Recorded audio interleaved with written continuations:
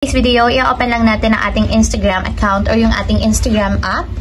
And then, pagka-open guys, mula dito sa homepage, pumunta lang tayo sa pinakang timeline or profile ng ating Instagram. So, tap lang natin yung ating profile.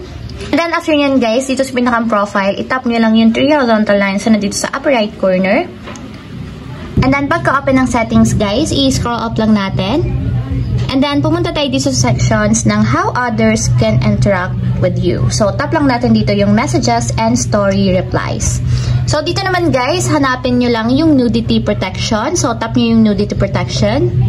At kung makikita nyo dito guys, may switch button sa right side nya. So, ang gagawin nyo lang is itap nyo yung switch button para ma-enable or ma-turn on. Then, tap naman natin yung turn on. And dapat guys, ganito yung itsura niya para make sure na naka-enable. So, once kasi na naka-turn on yung nudity protection, lahat ng masasend na photos or videos sa ating Instagram messages is naka-blur once daw na yung nudity is na-detect nila. O, ayun lang guys, ganun lang kasimple kung paano nga ba i-turn on or enable ang nudity protection